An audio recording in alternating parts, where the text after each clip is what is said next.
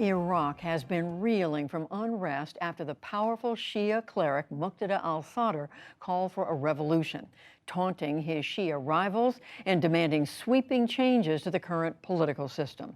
Special correspondent Simona Foltine reports from Baghdad.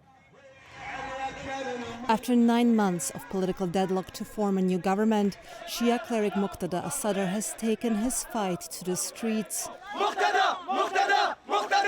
On Saturday, his followers stormed the heavily fortified Green Zone, home to the American and other embassies and many Iraqi government institutions.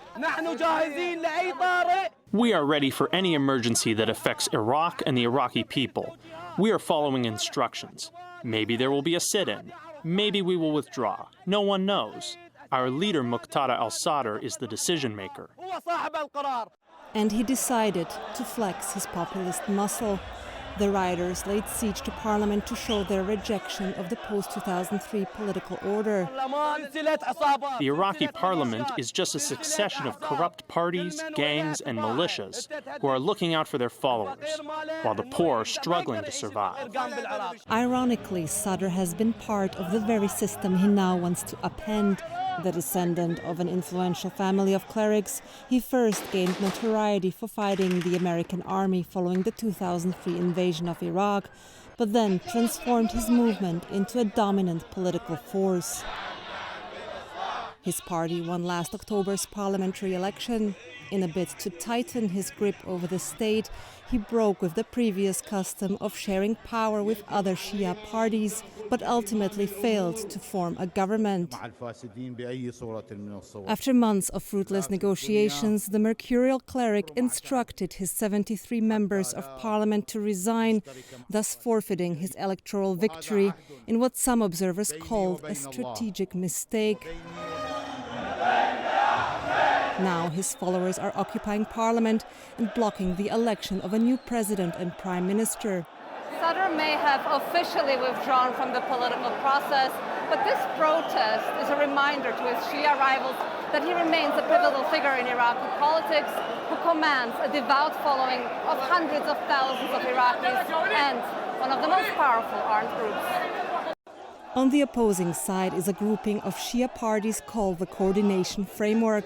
On Monday, its supporters staged a counter-protest just a few hundred yards away from parliament, with security forces forming a buffer zone between the two sides.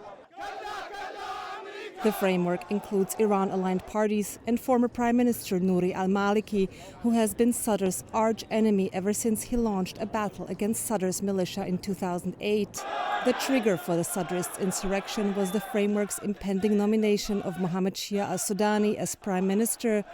Sudani served in Maliki's government, an unacceptable affiliation for the Sadrists.